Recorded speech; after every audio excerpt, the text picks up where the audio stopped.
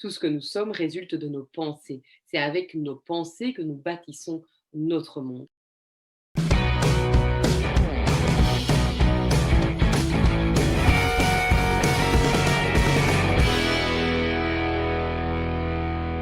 tout cas, des choses qui ne nous amènent pas à croire en nous et à croire en nos projets. Alors, ces pensées, elles peuvent prendre la forme de peur, elles peuvent prendre la forme de croyances limitantes, bien sûr, et elles peuvent prendre la forme de freins. Et donc, il faut vous dire que là où vous en êtes aujourd'hui, et je sais que c'est quelque chose qui est difficile à entendre, mais je dois vous le dire, là où vous en êtes aujourd'hui, c'est à cause de vous. C'est vous êtes les seuls responsables de la situation dans laquelle vous êtes aujourd'hui par rapport au développement ou au non-développement de votre activité. C'est un des grands principes de développement personnel qui s'appelle l'entière responsabilité. On est tous entièrement responsables de ce qui nous arrive dans la vie, les belles choses comme les mauvaises choses. D'accord? Et donc, si vous n'avancez pas dans votre processus de développement d'activité, c'est sans doute parce que vous n'avez pas encore identifié toutes ces pensées négatives qui vous traversent et qu'elles prennent tellement d'importance proportionnellement aux idées positives que ce qui résulte de ça et le monde que vous bâtissez autour de vous ressemble à vos pensées. D'accord? Et donc, si vous vous répétez à longueur de journée, je ne trouve pas assez de clients, je n'arrive pas à me vendre, les autres home organisers font mieux que moi, et ce genre de choses, bah, c'est exactement ce qui va arriver autour de vous parce que l'univers, il ne fait que répondre à ce que vous lui envoyez comme message. D'accord? Donc, vous allez devoir être très attentive à ça. Alors, on va commencer par les peurs. Vous constaterez que mes PowerPoints sont très esthétiquement très bien faits. J'ai trouvé ça hyper drôle, ces trois petits cochons qui s'en vont. Peur du loup, c'est exactement ça. Est-ce que vous avez peur du loup? Alors, vous allez me dire si ça vous parle. Pour moi, il y a 5 peurs principales, 5 peurs qui empêchent les gens de développer leur activité dans le secteur du home organizing, évidemment. Je pourrais vous parler de peurs plus générales, mais pour moi, c'est vraiment celles qui collent au métier de home organizing. Un, la peur de ne pas être à la hauteur, ce qu'on appelle le syndrome de l'imposteur. Je vais y revenir. La peur du statut d'indépendant. Ah bah oui, on ne peut pas être home organizer sans être indépendante. Il n'existe aucune société qui engage des home organizers. Donc ça demande aussi à un moment donné de sortir de son statut d'employé et d'aller vers cette autonomie. Ça fait très peur. La peur de devoir se vendre. Alors, on va y revenir, c'est aussi quelque chose qui revient tout le temps. Oui, mais moi, je ne suis pas commercial. Oui, mais moi, je ne sais pas me vendre. Oui, mais moi, je... Voilà. La quatrième peur qui revient toujours, c'est la peur de décevoir, alors de se décevoir soi-même, surtout quand on croit beaucoup en un projet, évidemment, mais aussi la peur de décevoir son entourage, surtout quand l'entourage n'arrête pas de nous répéter, mais qu'est-ce que tu fous, mais qu'est-ce que tu fous. Si après on se plante et qu'ils nous disent, tu vois, je te l'avais bien dit, c'est vraiment la claque de trop qu'il ne faut pas et qui nous fait perdre toute confiance en nous. Et la peur de la numérisation, qui est une peur peut-être un peu plus récente, mais dont il faut parler, surtout depuis le Covid, le confinement et bah, tout ce qui se développe aujourd'hui en termes d'applications pour pouvoir travailler à distance. Alors, comment on surpasse la peur de ne pas être à la hauteur? C'est le syndrome de l'imposteur. Le syndrome de l'imposteur, on fait partie du syndrome de l'imposteur quand on a l'impression qu'on n'est pas aussi bien que les autres. Et on se dit toujours, mais qui je suis moi finalement pour demain faire ce métier. Il y en a déjà plein d'autres qui le font, elles le font certainement mieux que moi. Puis moi, en plus, je suis plutôt quelqu'un de bordélique à la base, donc est-ce que vraiment je vais pouvoir aller conseiller des gens alors que moi-même, je suis toujours en train de travailler sur mes difficultés par rapport à l'encombrement. Et puis, j'ai pas d'enfants, donc si j'ai pas d'enfants, je peux quand même pas aller aider des gens qui ont des enfants, puisque moi, je sais même pas ce que c'est. Et puis. Donc, on est tout le temps en train de se dire, on n'est pas à la hauteur. Alors, le syndrome de l'imposteur, on le dépasse en se rendant compte, une petite phrase toute simple qui dit que finalement, on est toujours plus expert que quelqu'un et moins expert que quelqu'un d'autre. Le tout est de savoir où on se situe sur ce baromètre d'expertise. Toi qui fais une formation de home organizer, toi qui as déjà désencombré ta maison et peut-être rendu service à différentes copines autour de toi, tu es déjà bien plus experte, et donc tu n'as pas à rougir, que la personne qui n'a jamais entendu parler de home organizing, qui se retrouve complètement encombrée de plein de choses dans son grenier et qui appelle à l'aide. Tu es déjà bien plus avancée, bien plus experte et donc tu as effectivement une valeur ajoutée à proposer aux gens. Tu es déjà plus experte. Alors oui, si tu vas te frotter à une home organizer qui a 10 ans d'expérience, qui a beaucoup de confiance en elle, qui a développé plein de choses, et que tu te retrouves sur le terrain avec cette nana, tu vas dire, oh là là, j'en suis pas encore à ce niveau d'expertise, je vois qu'elle gère beaucoup mieux que moi. Et donc, c'est pas cette personne-là que je vais aller aider. C'est la personne qui se trouve en dessous de son niveau d'expertise. Et donc, voilà. Moi, il y a une petite phrase qui m'a beaucoup aidée. On est toujours l'expert de quelqu'un. On est toujours l'expert de quelqu'un. Ce syndrome de l'imposteur, je le vis en plein pour le moment par rapport au doula, par rapport aux naissances quantiques. C'est un univers qui s'ouvre à moi, que je découvre. Quand j'entends Karine qui parle, je bois ses paroles comme du petit lait. Et je ne rêve que d'une chose, c'est d'être aussi passionnante qu'elle dans quelques années quand j'en parlerai. Mais je ne me sens absolument pas à la hauteur, donc je n'en parle pas. D'accord. Et pourtant, j'ai mis au monde Salomé à la maison, et rien que ça, c'est déjà une expertise énorme par rapport à une maman qui ne l'a jamais vécu, et j'ai 4 enfants, donc c'est déjà une expertise énorme par rapport à une maman qui n'a pas d'enfant. Donc vous voyez, je suis déjà plus experte, mais il faut juste que je parle aux bonnes personnes. Sinon, effectivement, je ne me situe pas au bon endroit. Alors par rapport à la peur du statut d'indépendant, il faut à un moment donné dédramatiser ce statut d'indépendant. Le statut d'indépendant, c'est rien du tout. Que ça soit clair, en 2021, être indépendant, ça prend une demi-heure. On va dans un secrétariat social, on s'inscrit, on peut demander de payer le minimum. C'est le secrétariat social qui fait toutes les démarches. On vous donne un numéro de TVA. Tout ce qu'il faut, c'est un numéro de compte en banque professionnelle, parce qu'il faut avoir ce numéro pour pouvoir ouvrir son registre d'entreprise et devenir indépendante. OK. Être indépendant, ça prend une demi-heure. C'est le secrétariat social qui fait tout. Et c'est vraiment pas compliqué en soi. Et ça ne coûte pas cher au début. OK, il faut arrêter de croire que tout de suite on s'engage dans des trucs astronomiques. Il existe plein d'aides, il existe plein de systèmes qui permettent aujourd'hui aux indépendants de se lancer, surtout comme indépendants complémentaires. Bien sûr, en France, ça existe aussi. Et en fait, le problème, c'est pas le statut d'indépendant, c'est le manque d'informations que vous avez sur le sujet. Alors, si vous avez peur du statut d'indépendant, vous faites comme moi, vous allez dans un secrétariat social, c'est gratuit, vous demandez un rendez-vous avec une conseillère, vous allez écouter ce que la conseillère ou le conseiller va vous dire, vous allez poser toutes les questions, vous allez même participer, comme je l'ai fait, à des séances d'information pour le statut d'indépendant, vous allez prendre votre petit carnet, noter, poser des questions, assimiler, vous allez poser des questions aux autres indépendants qui sont autour de vous, et au bout de quelques semaines de recherche et d'apprentissage, vous verrez que ce n'est pas si compliqué que ça, et qu'en fait, c'est juste une démarche à faire. D'accord. Oui, c'est même encore plus simple avec le statut de micro-entreprise, il y a des systèmes similaires en Belgique. D'accord. Donc il faut dépasser cette peur en allant vous renseigner. OK.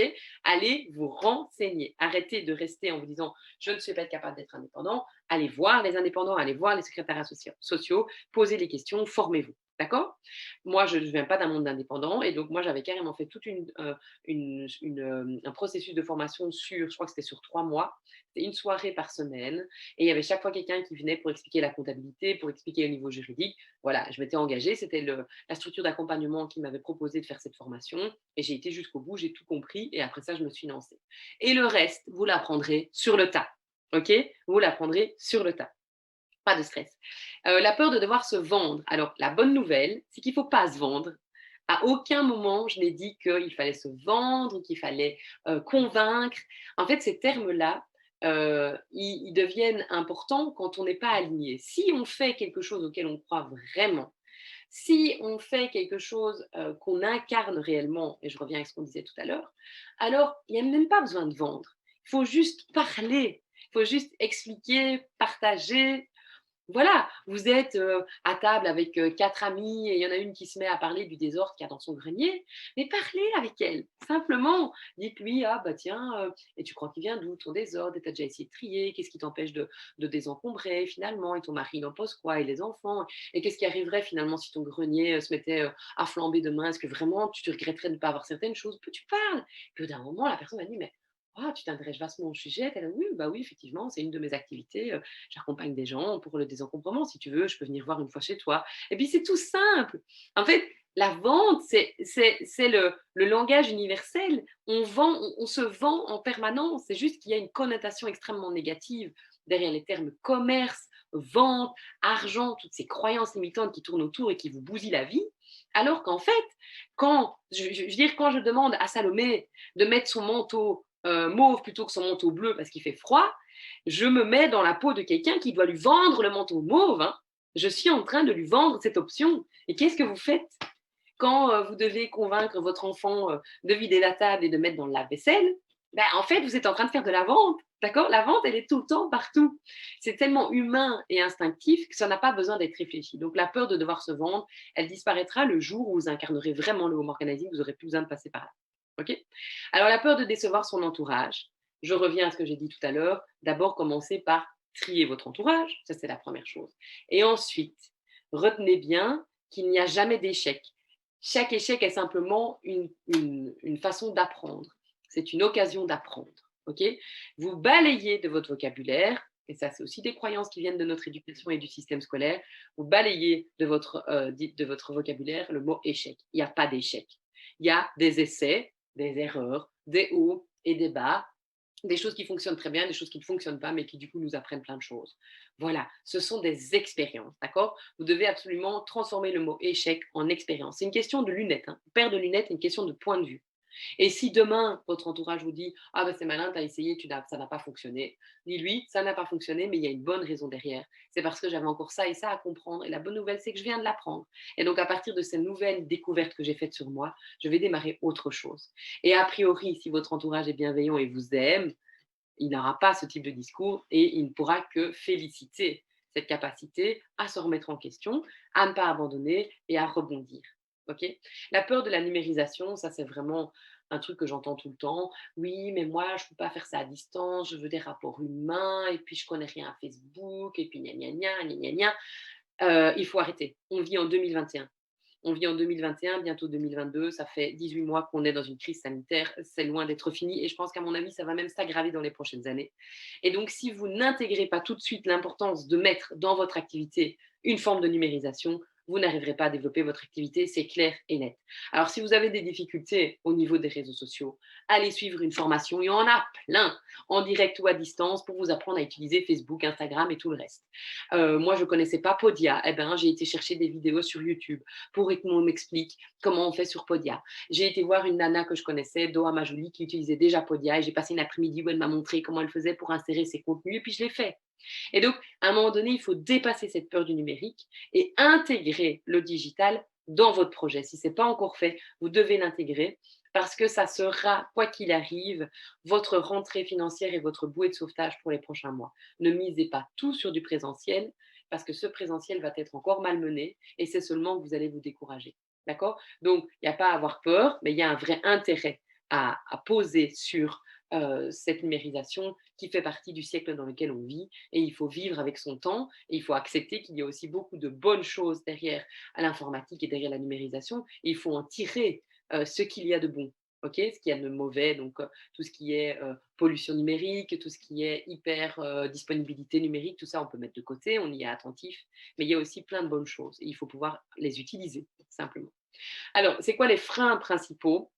Le manque de temps, d'énergie et d'argent, le manque de pratique sur le terrain, le manque de prospects ou de réels clients, le manque d'encouragement, de nouveau, et le manque de partenaires. Alors, le manque de temps, d'énergie et d'argent, je vais en reparler dans quelques minutes quand je vais vous parler des deux erreurs principales, pour moi, des débutantes en home organizing. Si vous n'avez pas assez de temps, d'énergie et d'argent à mettre dans votre projet, il faut que vous compreniez que ce temps, cet argent, cette énergie, vous allez devoir le trouver. Il ne va pas vous tomber du ciel, d'accord. Si vous avez un agenda qui est surchargé, que vous travaillez à temps plein et que vous dépensez 3 000 € pour rembourser votre crédit et qu'il vous reste 500 € pour vivre, vous n'allez pas pouvoir investir 30 € pour participer à une formation et 100 € dans, je sais pas, par exemple, la création d'un logo. Rien que ça va vous mettre en difficulté, donc ça n'avance pas. Si vous êtes déjà à ça de faire un burn-out dans votre travail et que vous pensez lancer votre activité alors que vous êtes en pré-burn-out, ça ne va pas aller non plus. D'accord. Donc, ce temps, cette énergie et cet argent, ce sont des préalables au lancement d'une activité. Donc, si en m'écoutant, vous vous dites je ne les ai pas, ces préalables, c'est toujours quelque chose qui me manque, sachez que c'est un frein énorme.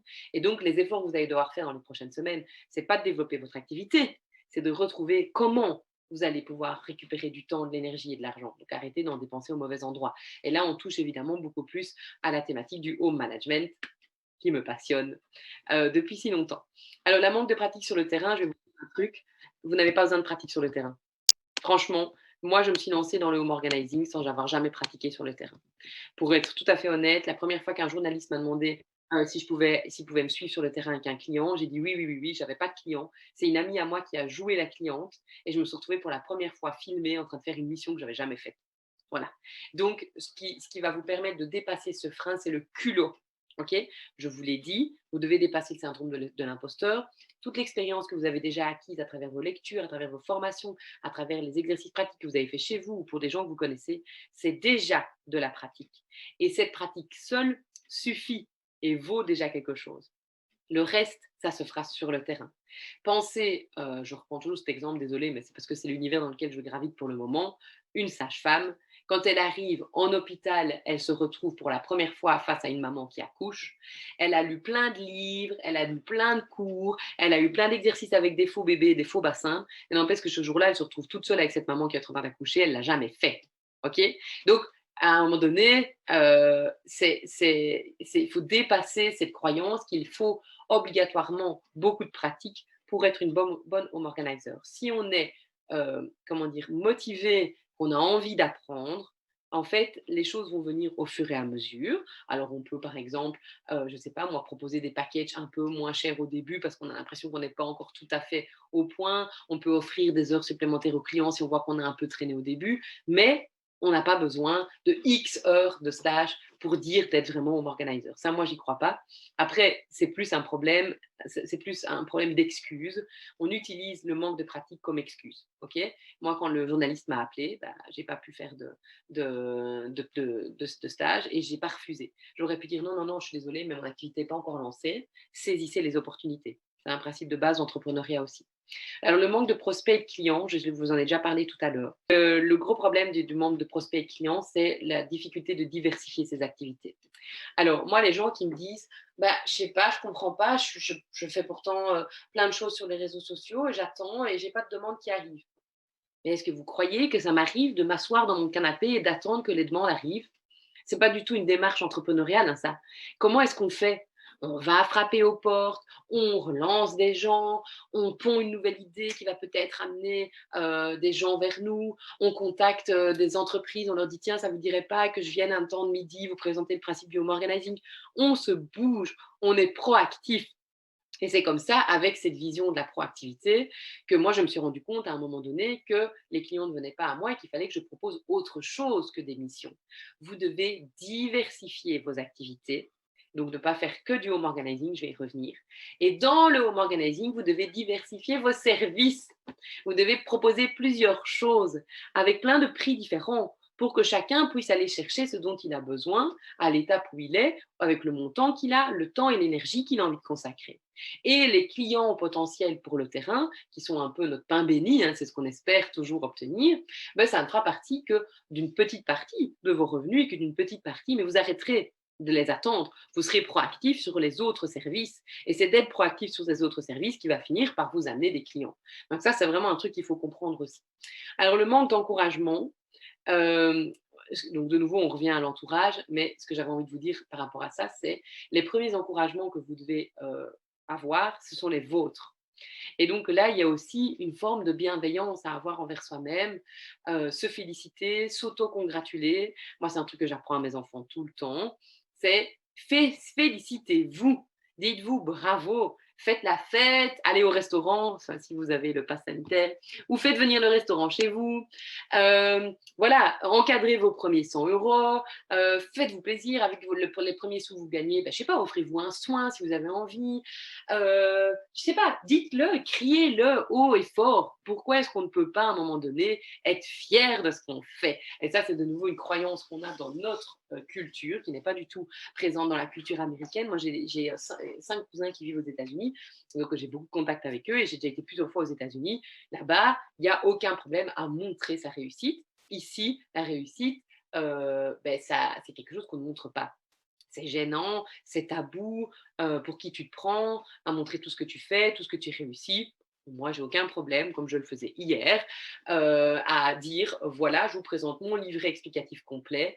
Et quand quelqu'un me dit c'est dingue ce que tu as déjà fait, je réponds oui. Moi aussi, je trouve que c'est dingue ce que j'ai déjà fait. Et je suis hyper fière de moi quand je vois ça. Et en fait, ça, c'est quelque chose qui va nourrir votre confiance en vous. Mais ça vient de vous. Et en fait, le fait de le faire, vous allez voir que les autres vont le faire autour de vous aussi. D'accord? Mais de toute façon, les autres ne sont jamais qu'en miroir avec nous. Donc, si vous êtes toujours en train de vous dire je suis nul, j'y arrive pas, et je suis vraiment qu'une merde, et blablabla, blablabla, bah, les autres vont vous parler comme ça. D'accord? Donc, c'est très important que les encouragements viennent de vous. Alors, le manque de partenaires, j'entends souvent ça. Par exemple, il y a des gens qui m'écrivent: «Ah Elodie, tu m'avais dit que je devais, proposer à des home organizers, peut-être de m'associer avec elles, de faire de créer des partenariats, quels qu'ils soient», et elles ne répondent pas et donc je me retrouve là toute seule. Je trouve personne finalement avec qui, m'engager. Je pense que la vraie question qu'il y a derrière, c'est: qu'est-ce que tu proposes toi derrière au partenaire? Et est-ce que ce que tu proposes lui donne envie de faire appel à toi ou pas? Parce qu'il y a un vrai problème aussi, c'est que les gens, ils demandent quelque chose et ils proposent rien en retour. Donc moi, j'ai souvent ça. Ah bonjour Elodie, est-ce que tu n'aurais pas les statistiques? Je suis en train de faire mon travail de fin d'études. Est-ce que tu n'aurais pas les statistiques de savoir le nom de... Est-ce que vraiment j'ai envie d'aller chercher sur le net ou de prendre le temps de répondre à cette fille? Qu'est-ce que moi j'ai en retour de sa demande, de son coup de main, du coup de main que je vais lui donner? Je vais aller lui donner du temps, de l'énergie qui me manque, et puis finalement, qu'est-ce que je vais obtenir en retour? Ça, c'est typiquement le genre de truc que je fais plus. À un moment donné, il faut comprendre qu'un partenariat, ça, c'est du win-win. Alors, on ne parle pas que d'argent, hein, le partenariat se fait d'abord au niveau énergétique, au niveau vibratoire, mais il y a un win-win. Je vais vous donner un exemple vécu hier. Hier après-midi, j'avais rendez-vous avec deux nanas, deux filles que j'ai formées, une que j'ai formée au Organizing, l'autre que j'ai formée au Cercle des Valkyries. Il y en a une qui réalise des sommets virtuels et l'autre qui réalise tous mes visuels, c'est Aurélie dont j'ai déjà parlé tout à l'heure. Elles ne se sont pas rencontrées. Je leur demande toutes les deux de venir jusque chez moi. Et je leur dis, je sais que ça vous demande de vous déplacer, mais en faisant ça, vous allez pouvoir vous rencontrer. Donc déjà, elles comprennent qu'elles, elles ont un intérêt parce qu'elles viennent chercher du travail chez moi. Elles savent bien que ce que je vais leur demander, c'est un travail rémunéré, donc elles sont contentes. Mais en plus de ça, elles, en faisant l'effort de venir jusque chez moi, elles vont pouvoir se rencontrer. Eh bien, il y a eu une synergie entre nous trois en 3 minutes, quoi. Et elles sont venues chercher du travail. Moi, je suis contente parce que j'ai pu déléguer le travail. C'est clair, c'est net, c'est précis, c'est acté. Elles vont avancer sur les trucs et elles vont le faire merveilleusement bien. Mais elles ont créé des ponts entre elles et elles sont déjà en train de créer d'autres partenariats entre elles en dehors de moi. Ça, c'est tout le monde y gagne. Il y a une synergie comme ça qui se crée, quelque chose qui ne s'explique pas. Et ça ne demande aucun effort et tout le monde est content et tout le monde y trouve son plaisir et quelque chose en retour. D'accord?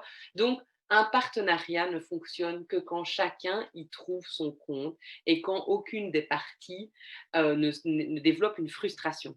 D'accord? Je vais prendre un autre exemple. Quand on me demandait de venir dans une entreprise pour une demi-heure présenter le home organizing, je l'ai fait beaucoup sur les temps de midi et ce genre de choses, et que j'étais pas payée, mon win-win, c'était quoi? C'était, ben, je fais une séance d'initiation et j'amène, je reçois des retours. Mais quand on me demandait de faire des séances d'initiation et que je devais présenter, par exemple, l'office organizing, donc des conseils par rapport au désencombrement matériel dans les bureaux, je savais que j'allais jamais aller chez ces gens-là parce que je ne les touchais pas au niveau particulier, j'ai touché au niveau professionnel. Dans ce cas-là, je disais OK, mais à condition de me payer pour mon intervention. Je ne développais pas de frustration et le partenariat restait positif pour tout le monde. D'accord? Donc, gardez bien cette idée de win-win et demandez-vous toujours, si je demande à l'autre de créer un partenariat avec moi, et quel est l'intérêt de l'autre de devenir partenaire? S'il n'y en a pas, c'est normal que la personne ne vous réponde pas. C'est à vous, dans ce cas-là, de faire preuve de créativité, de lui proposer quelque chose d'intéressant. Alors, je termine avec les croyances. Pour moi, les plus grandes croyances qui vous empêchent d'avancer, c'est les croyances autour de l'argent, les croyances autour de la concurrence, les croyances autour de votre lieu de vie, je vais vous expliquer pourquoi, vos croyances autour du métier à proprement parler et vos croyances autour de l'effort. Alors, les croyances autour de l'argent, il y en a plein. Ça va être personne ne va jamais me payer 65 euros de l'heure pour du home organizing. Ça va être pourquoi est-ce qu'on payerait une aide ménagère 10 euros et moi 65? Finalement, comment est-ce que je justifie la différence de prix? Qu'est-ce que je vaux, moi, concrètement? Moi, je ne serais pas prêt à mettre cet argent-là, donc je ne vois pas pourquoi quelqu'un me payerait ce prix-là. Tout ça, c'est des petites phrases, des petites croyances que vous vous répétez. C'est pour moi le frein principal au développement du home organizing et au développement de toute façon de toute forme d'entreprise pour les femmes. Parce qu'il y a au niveau du développement personnel de la femme, dans nos sociétés patriarcales et dans nos sociétés actuelles, qui sont à revoir, mais une forme de presque de vulgarité de gagner sa vie quand on est une femme. Une forme de liberté financière qui déplaît très fort. Si demain les femmes n'ont plus besoin de leur mari pour vivre, ce qui est le cas de beaucoup de femmes, hein, rassurez-vous, ce qui est mon cas à moi, ça nous offre une forme de liberté énorme. Évidemment, le jour où on l'aime plus, on n'est pas obligé de rester. C'est pas l'argent qui nous fait rester. Et donc, ça nous ouvre beaucoup plus de perspectives. Enfin, bref, je vais loin, mais c'est ça, c'est toutes ces croyances-là. Donc, s'il vous plaît, si vous vous sentez coincé par rapport à ça, achetez-vous une formation sur les croyances limitantes par rapport à l'argent. Achetez-vous une formation sur toutes les femmes méritent d'être riches. Faites du développement personnel avec des cercles de femmes et abordez le sujet de l'argent. Lisez des bouquins sur le sujet. Allez voir les vidéos de Nathalie Cariou, qui est coach en liberté financière. Ok.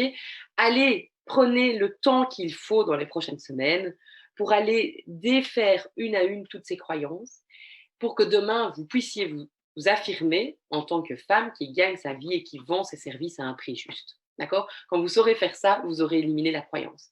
Pour moi, la meilleure manière de travailler la croyance autour de l'argent, c'est de rappeler que l'argent est une énergie. L'argent est une énergie neutre. C'est une énergie neutre. Si j'ai un billet de 50 euros dans les mains, ce n'est qu'un papier inventé par l'humain avec marqué 50 dessus, j'invente un, que je tiens dans ma main. Cet argent, il peut faire des miracles comme il peut détruire des vies. Mais c'est la main qui tient l'argent qui a une intention. Ce n'est pas l'argent en tant que tel, d'accord. L'argent est une énergie neutre. Et donc, ça devient un outil puissant de transformation, de développement et de changement même du monde si on arrive à mettre dans cet argent qu'on tient entre les mains des intentions positives, des énergies positives, des valeurs. Ok. Si on réinvestit l'argent dans des projets qui ont du sens, c'est merveilleux. Okay. J'ai rencontré il y a 2 semaines dans un habitat groupé voilà, les gens qui ont lancé l'école démocratique de l'Orno ici en Belgique. Et ils me disaient qu'ils étaient en manque d'argent. Ils sont en manque d'argent pour développer leur projet. Ils ont racheté un bâtiment, mais ils sont en train de vivre dans des habitats groupés pour le rénover. Ils ont un projet magnifique. Mais moi, j'aurais aucun problème à leur donner régulièrement de l'argent pour pouvoir développer ce projet. Parce que moi, c'est ça que je veux voir. Je suis arrivée, il y avait 15 gamins, ils sont 6 familles, 15 gamins. Aucun enfant à l'école. Et ça, c'est magique, quoi. C'est vraiment extraordinaire de les voir grandir comme ça. Donc, vous voyez, ces projets-là ont besoin d'argent pour vivre, pour naître, pour grandir, pour attirer plus de monde et mettre de l'argent dans ce type de projet. Pour moi, ça fait sens. OK. Alors, pour vous, vous mettez ce que vous voulez derrière. Alors, vous allez bannir le mot concurrence de votre vocabulaire. Le concurrence est un mot qui a été inventé par l'être humain pour mettre les gens en opposition. Okay, c'est exactement ce qui est en train de se passer avec le vaccin. Vacciné, pas vacciné, on fait des clans. Il faut séparer pour mieux régner. D'accord. C'est un principe de base du règne animal. C'est le principe. Et donc, c'est exactement ce que l'humain reproduit aujourd'hui. Si toi, tu fais le même métier que moi, tu ne peux pas être mon partenaire ou ma copine parce que tu vas me voler mon travail, tu vas me voler mes clients et j'arriverai pas à me développer parce que tu vas prendre ce qui m'appartient. Et ça, c'est vraiment de nouveau une croyance qu'on a. Dans mes séminaires de développement personnel, j'utilise l'image de l'étoile. Est-ce qu'une étoile qui brille empêche une autre à côté de briller? Pas du tout. Et c'est ça qui est magique, c'est que quand on commence à retirer le principe de concurrence de sa vie et qu'on voit les autres comme de potentiels partenaires, on crée en fait des constellations d'étoiles. Les étoiles se relient, elles créent des constellations et c'est ça qui est magique à observer aussi dans le ciel. Et ben, c'est exactement la même chose entre home organizers, d'accord. Vous devez arrêter de voir les autres comme des concurrentes. Intéressez-vous à elles, intéressez-vous à ce qu'elles font, à comment elles le font, donnez-leur vos trucs. Mais alors moi, j'ai jamais eu aucun scrupule à dire tout ce que je faisais, à donner toutes mes recettes, à donner tous mes trucs et astuces. Et ça m'est toujours revenu, schrac, fois 10, fois 100, fois 1000. Parce que c'est ça qui est magique, c'est que quand on donne, et quand on donne en positif, ça revient très très vite en positif aussi. D'accord. Donc n'ayez plus peur de donner, de partager, de proposer, voilà, et créer des choses ensemble. Il y a comment dire, le slogan de la Belgique, pour être encore un peu dans cette belgitude, c'est l'union fait la force. Et c'est exactement ça. Vous serez beaucoup plus rapide dans votre développement si vous vous unissez, ok, ensemble. Et en France, encore plus qu'en Belgique, je trouve que c'est vraiment très marqué en France, il y a cette petite guéguerre que je ne supporte pas entre home organizer qui est complètement débile et qui est surtout complètement, qui vous dessert. Donc, il faut que vous soyez à partir d'aujourd'hui, à partir de cet atelier, porteuse de ce message. L'union fait la force, faisons comme les Belges, travaillons ensemble, proposons des choses en commun, ça va être beaucoup mieux. Tout à fait. Merci. Alors, autour de votre lieu de vie, moi, ce que j'ai déjà souvent entendu, c'est oui, mais tu vois, dans ma région, les gens sont un peu frileux pour faire appel au home organizer. Oui, mais tu vois, en Corse, les gens ne font pas beaucoup rentrer les gens chez eux. Oui, mais OK, vous vivez où vous vivez. Alors, soit vous décidez de développer votre activité physiquement autour de chez vous, dans quel cas vous devez analyser effectivement les gens autour de vous et adapter votre offre de service à la population, à la mentalité, à la culture, ok, aux habitudes de vie. Soit vous avez l'impression que l'endroit dans lequel vous vivez ne va pas vous aider et que c'est pas là que vous avez envie de le développer. Et dans ce cas-là, vous digitalisez votre activité, vous allez toucher des gens à l'autre bout du monde. Mais à un moment donné, ce n'est pas une excuse suffisante pour ne pas développer une activité. C'est un fait. D'accord. C'est un fait. Vous devez en tenir compte. Mais, ma foi, moi j'ai vu des home organizers qui me disaient oui, mais en Bretagne, c'est plus compliqué parce qu'elle trouvait des excuses. Et puis à côté de ça, une autre home organizer en Bretagne qui développait très bien son activité. Et donc, je pense que c'est une fausse excuse et je pense que c'est juste des éléments à prendre en compte et à analyser, mais ce ne sont pas des freins en tant que tels. D'accord. Ce sont des croyances qu'on s'est mis dans la tête et du coup, on pense qu'on ne peut pas les dépasser. Ok. Comment est-ce qu'on défait une croyance? On défait une croyance en apportant la preuve que cette croyance est fausse. Donc, si une home organizer en Bretagne me dit en Bretagne c'est difficile de développer, je vais la faire rencontrer une home organizer en Bretagne qui développe son activité. Je vais lui dire ta croyance, c'est une croyance fausse et limitante. C'est une invention de ton esprit. La preuve, quelqu'un d'autre le fait. Ok. Et autour de l'effort à fournir, autour du métier d'abord, autour du métier. Alors, les croyances autour du métier, c'est comme un cadre qu'on essaye de poser autour du home organizing. Alors, c'est la raison pour laquelle je ne fais pas partie de la fédération, on va en reparler après. Moi, je n'aime pas qu'on mette des limites. J'ai vraiment un gros problème avec les limites. J'ai un gros problème avec le fait qu'on veuille m'enfermer. J'ai un gros problème avec les cadres et j'ai un gros problème avec quelconque autorité qui me dit ce que je dois faire. C'est comme ça, c'est dans mon tempérament. Du coup, moi, je veux pouvoir être libre de dire ça, c'est du home organizing. Et ça aussi, c'est du home organizing en fait. Et même si c'est du home organizing dévié ou dérivé ou nouveau, une nouvelle version, moi j'ai envie de l'appeler comme ça parce que je considère qu'il y a des liens et plein de ponts à faire entre ça. Et donc, il faut que vous ouvriez absolument toutes les perspectives. Arrêtez de limiter le home organizing à un métier qui consiste à accompagner des particuliers dans le désencombrement de la maison. Le home organizing, c'est beaucoup plus large que ça. Dans ma séance d'orientation, rappelez-vous, j'avais fait, si vous avez suivi ma formation, tout un mind mapping où je fais rebondir tous les univers, tous les métiers, toutes les qualités, tous les défauts, voilà, toutes les situations positives, les situations négatives. Et on se rendait compte en faisant ce tableau qu'en fait, on ouvrait plein de portes et plein de perspectives et plein de possibilités. Ok. On peut faire du home organizing de plein de manières différentes. Pour moi, ça, c'est super important de ne pas le cloisonner et de ne pas amener vos croyances et dire oui, mais ça, je ne peux pas faire en home organizing. Mais tu fais ce que tu veux en home organizing. Il n'existe même pas encore de reconnaissance officielle du métier. Tu n'as pas besoin d'avoir un accès, tu n'es même pas obligé d'être formé pour être home organizer. Donc, tu peux. Si toi, tu as l'impression que ça peut amener quelque chose de nouveau, mais essaye, tente le truc. OK. Arrête de dire que c'est impossible. Tu verras bien si ça marche. OK. Et autour de l'effort à fournir, je pense qu'il y a beaucoup de personnes qui restent sur c'est dur hein, quand même, c'est compliqué, hein, c'est fastidieux. Hein. Alors, pourquoi c'est fastidieux? Parce que c'est pas aligné. Simplement parce que c'est pas aligné. C'est que vous essayez de faire le métier comme quelqu'un d'autre, que peut-être vous admirez ou que peut-être vous avez envie d'être comme cette personne, et du coup, vous vous collez à son image. Mais vous n'avez pas fait le travail de savoir vraiment au fond quel home organizer vous êtes.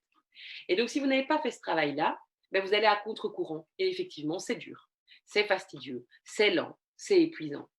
Si vous avez la capacité de dire, mais moi, c'est ça que j'ai envie de faire, vraiment, fou, tout va s'aligner et ça sera plus du tout difficile. Ok. Moi, je n'ai plus fait aucun effort à un moment donné dans mon activité. C'était même incroyable. Je ne faisais plus rien et tout venait à moi. Ok. Quand ça fonctionne comme ça, c'est qu'on est aligné. C'est ce qui m'amène, et après je donne la parole aux intervenantes, aux deux erreurs pour moi les plus importantes des débutantes dans le métier de home organizing. La première, c'est de ne pas avoir désencombré suffisamment sa vie avant.